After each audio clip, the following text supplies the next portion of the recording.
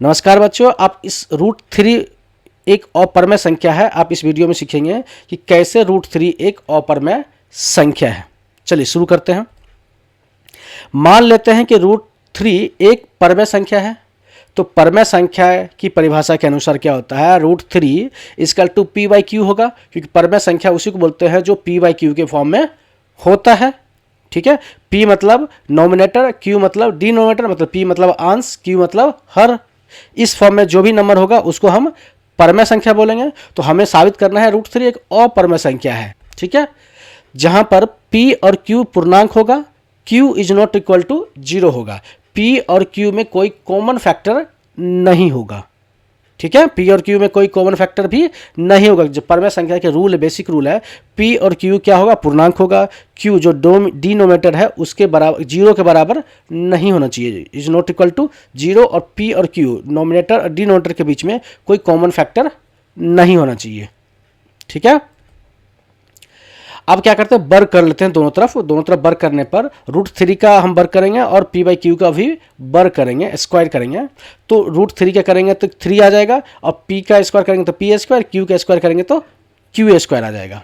ठीक है, इसको क्रॉस मल्टीप्लिकेशन करेंगे, क्रॉस मल्टीप्लिकेशन, तो p² बराबर 3q² हो जाएगा, p² बराबर 3q² हो जाएगा। ठीक है, इससे स्पष्ट है कि p² जो p² है 3 से विभाजित है, p² बराबर 3q² है, यानी कि 3 से विभाजित है, अतः p भी 3 से विभाजित होगा। जब p² विभाजित है तो p भी विभाजित होगा 3 से।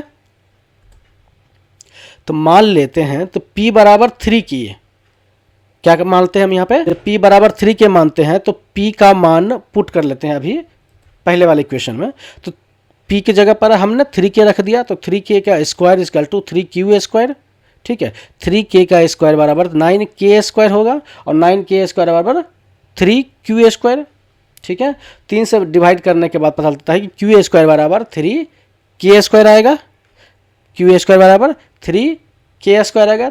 यहाँ पे क्या हुआ है, q भी जो है, q भी 3 से विभाजित है, q भी क्या हो रहा है, 3 से विभाजित है, क्योंकि q² भी 3 से विभाजित है, तो यानी कि q भी 3 से विभाजित हो गया।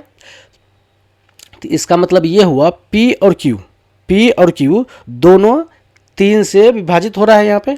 इसका मतलब है p और q में 3 कॉमन फैक्टर है। 3 जो है नंबर 3 वो क्या है, कॉमन फैक्टर है।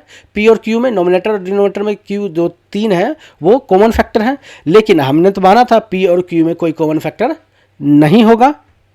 ठीक है, तो इसका मतलब ये हुआ कि जो हमने माना था वो गलत माना था, अतः इसका हमारा मानना जो है वो गलत है। तो इसका मतलब ये हुआ कि √3 एक अपरमेय संख्या है, √3 एक अपरमेय संख्या है।